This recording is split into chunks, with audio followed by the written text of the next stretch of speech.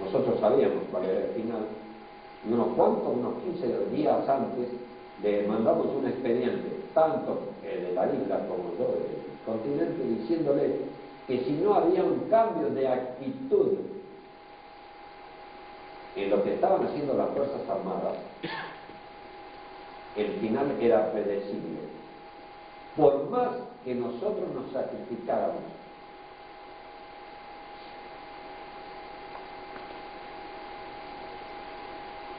bueno, no sucedió nada. Yo sé que le dieron la orden a los de la isla porque lo escuché, pero no pasó nada.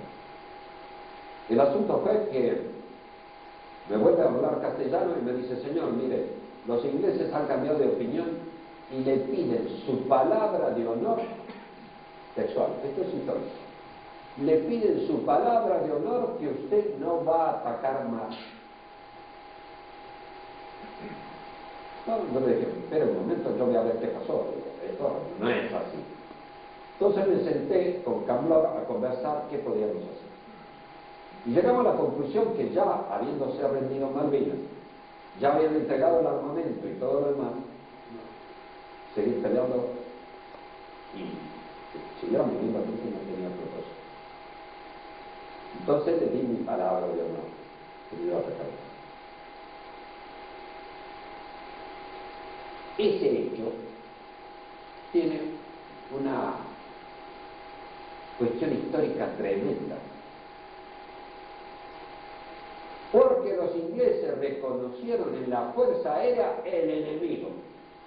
La única palabra de honor que se dio para cesar las hostilidades fue la mía. Y no porque fuera alto, bajo, de ojos rubios ni nada por el estilo, sino porque estaba en la Fuerza Aérea y conducía la Fuerza Aérea.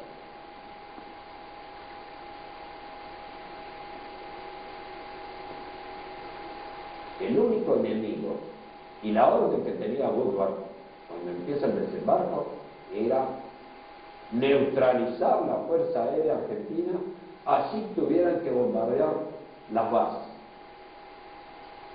que era lo que pretendían hacer con el asunto del famoso helicóptero que después se rompe en Chile, que fue una operación muy bien planeada, que querían repetir aproximadamente lo que había pasado en la isla Borbón, pero que tenía otros aditamentos grandes, porque habían dos aviones en Chile con pintura de los aviones chilenos, matrículas y todo lo demás, que iban a llevar comandos a Río Gallegos y a Río Grande, no solo para destruir los aviones, sino para destruir los pilotos. Que fracasó fortuitamente, de casualidad, o porque el piloto del helicóptero tenía miedo de nuevo. Hicieron una operación de pasar del portaaviones Hermes al portaaviones Invencible en dos helicópteros, y esos portaaviones de noche se trasladó hasta la proximidad de la isla de los Estados por abajo, pasó hasta cerca de Río Grande, y el helicóptero saltó a las cercanías de Río Grande y iba a aterrizar en una estancia que debe estar guiado por alguien, imagino yo, de ascendencia inglesa. Y cuando estaba descendiendo el tablero de las aeronaves, tiene una luz que se prende cuando el avión es enfocado por un radar. El piloto dice que vio la luz de que lo habían descubierto, y aparte que vio una bengala. Automáticamente suspendió la misión, o abortó, como decimos nosotros, y se dirigió hacia el oeste. En Tierra del Fuego de Chile dejó los comandos que fueron internados por Chile hasta el final del conflicto. Y ellos siguieron hasta cerca de la base de Punta Arenas de la Fuerza Aérea Chilena, donde destruyen toda la documentación y destruyen el helicóptero. Y enterraron el helicóptero ayudado por la Fuerza Aérea Chilena. Si hubiera tenido éxito, hubiéramos tenido un desastre. No obstante que nosotros ya lo habíamos previsto, y a raíz de una pseudo operación de unas naves que pasaron por el sur, que detectó un avión de la Armada, que después buscamos y no lo pudimos encontrar nunca, pero que me hizo desplegar de noche aviones de combate de la Patagonia hacia el norte de la Argentina para preservarlo de un posible ataque, hubiera sido tremendo lo que hubiera pasado. Bueno, los chilenos tomaron los 3 pilotos, los revisaron, los curaron y tendrían que haberlo internado, pero se lo dieron a la embajada y lo repatriaron. A ese piloto del helicóptero lo condecoró la reina de Inglaterra. A los pilotos del C-130 que iban a actuar en esa operación ampliada también los condecoró. Hablar de Malvinas hay que hablar de muchas cosas. Es hablar de ponerle la cara, noche por medio, toda la noche o cada tanto, a las unidades donde había muerto. Es ponerle la cara luego a las viudas y a los hijos de las viudas. Es hacer previsiones para que a esa gente no le falte nada y los hijos se puedan educar y tengan una vivienda. Es llorar, angustiados con las mismas cosas, por lo que sucedía. Pero es también no dar un paso atrás en lo que se estaba haciendo.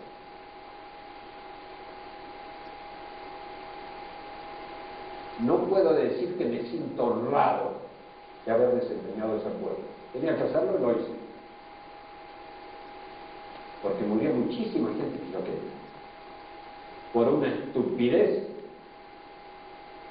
de alguien que quiso cambiar el humor social de la sociedad argentina, brindándole un objetivo que era muy caro para ellos.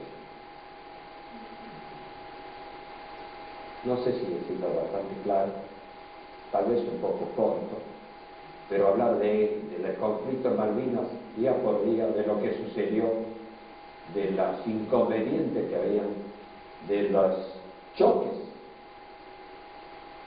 porque hay choques entre las fuerzas, por tonteras o no, pero hay, tratando de minimizar las fallas, tratando de organizar lo mejor posible, de buscar las soluciones posibles para esos pobres pilotos que tenían que ir a combatir. Incluso habíamos determinado que era necesario destruir un portaaviones o hundir un barco lleno de soldados, porque eso podría darnos la pauta que se retrotrajeran y nos dieran un tiempo más para tratar de negociar, pero que iban a volver, no sé qué. Para el asunto del portaaviones lo habíamos decidido desde el 1 de marzo. Y se fue dejando porque teníamos otra urgencia, otras prioridades. La isla quería el avión propio. Ay. Ellos unían el avión ese con el continente. Era el medio que los unía con lo que ellos añoraban y que los sacaba de lo que ellos tenían. Estaban solos contra todo ese cambre de armamento que los rodeaba, apoyado por los Estados Unidos y por el demonio. Esa misión es la que yo dije que tenía el 99,99% de no volver.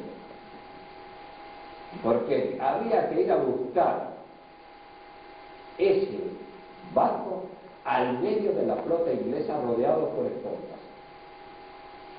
Sabíamos dónde estaban.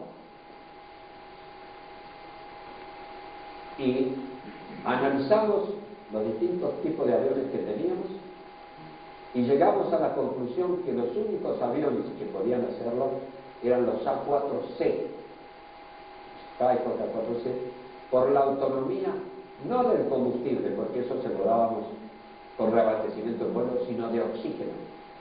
Los A4B, ese que sale ahí, que le dijo aprendan gringo de tal por cual, era una 4B, que era oxígeno gaseoso y duraba escasamente 2 horas y algo. y necesitábamos cerca de 4 horas de oxígeno. Teníamos solamente 5 aviones con esa capacidad a abastecer.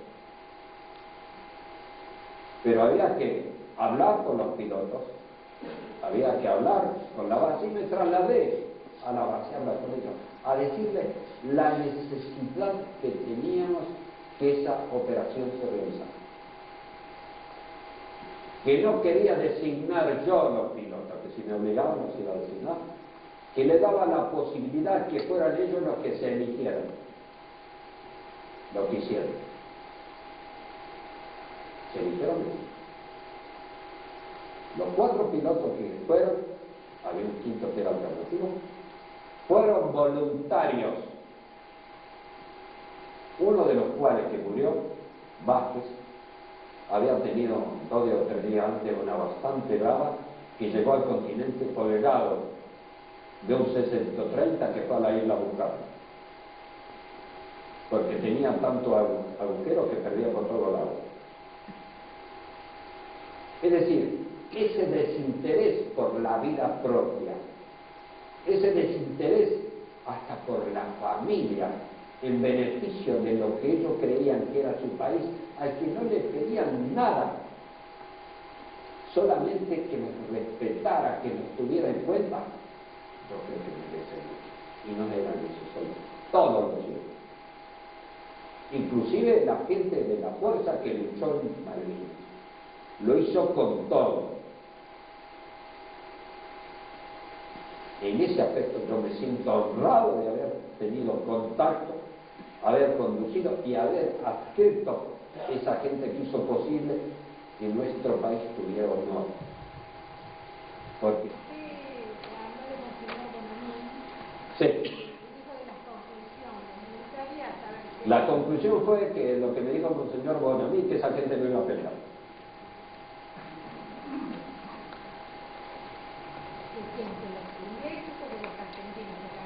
Algunos de los argentinos que estaban en la isla. Había demasiado desorden, poca gente que mandaba. Esa gente prácticamente fue engañada. Le voy a decir por qué. Lo llevaron diciéndolo, cambiaron el objetivo, era tomar la isla, dejarlo al general Menéndez y a una cierta cantidad de gente para ayudarlo a preservar el gobierno y retrotraer toda esa gente de vuelta al continente. Ese era el plan original. Cuando estalla el país por la toma de las Malvinas y salen al famoso balcón y levantan los brazos, esa masa de gente que gritaba enardecida por lo que había pasado hace que se cambien los planes y dejan a la gente en la isla. Esa gente no tenía una línea logística, los barcos no les llevaban alimentos, que tuvimos que llevarlos nosotros, y en ese desorden, ¿cómo alimenta usted 9.600 personas? Hubo actos de heroísmo donde se ve que jóvenes oficiales del ejército valían la pena. Y le voy a dar uno. Había un teniente que se llamaba Esteves, que dirigía el tiro de la artillería en Darwin, la artillería pesada, que se quedó sin munición porque el barco de transporte navales que tenía que llevar la chapa, la munición y todo lo demás a la isla, no sé si de casualidad o qué, atropelló la estructura del puerto y se rompió. Eso allá por el 10 de abril. Y no conseguimos que fuera más. Entonces, no teníamos que tirarle. Y nosotros teníamos una capacidad limitada de llevarle cosas.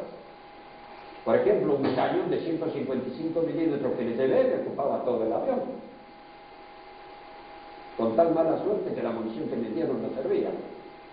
Después, cuando me dieron la munición que servía, la espoleta no servía. Es decir, había un desorden demasiado grande.